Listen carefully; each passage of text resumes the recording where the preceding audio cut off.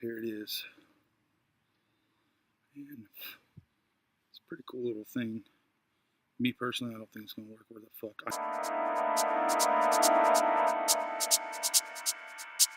So now I'm going to show you the prop stuff for the prop fish. But before I go on any further, I'm just going to say this.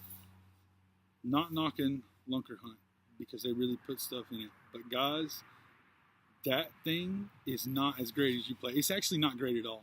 It's more irritating than it is good. For starters, it takes on water right out the box. And granted, I know it's a fish. It's supposed to emulate and simulate water, or emulate and simulate diving down into water like a dying fish and then darting back up.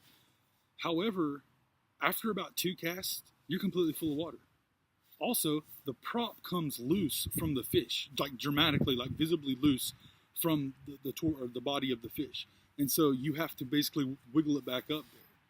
Not only that, but switching between having a heavy lure with water in it and a light lure with no water, you're constantly having to adjust your casting reel here because you got it set up when you start for one way, then it gains weight and you overcast, then you readjust, and then boom, boom, boom, boom. You're having to use 3 or 4 rods, it seems like, as you see me doing.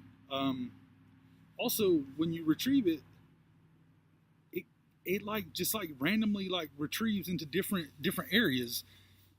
And that's okay, and I get most of the lures are meant to be fished off of vessels, but I have no idea how this thing is going to like make you guys any money or catch you and stuff. The frog, yeah, I've heard good things about the frog, but this fish, I mean, guys, it goes from being upright, like this is the nose here and this is the prop. It goes from being upright like this to when you reel it, the prop.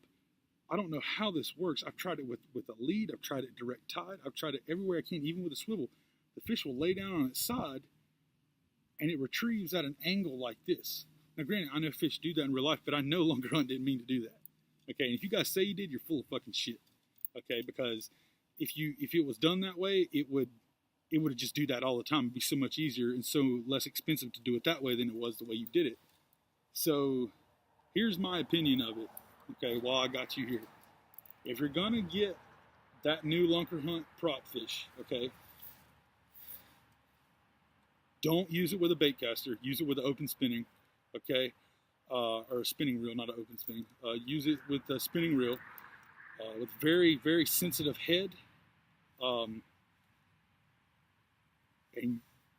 stretch because you're gonna be casting a lot.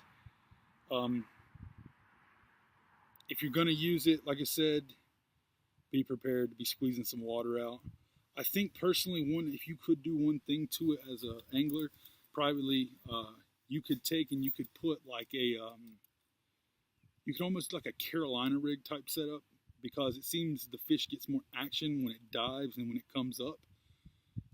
But as of to date, I have used it 3 times. Nothing at all. So that came in the Lucky Tackle box for month 1 of 2018. Very ill timing on putting that into the Lucky Tackle box because that's a topwater lure, if you want to call it that, and it's not topwater season. That could have something to do with it, but I have caught so many fish on topwater crankbaits and buzz baits and glide baits and stuff, running them at the top this time of year, that there's no arguing.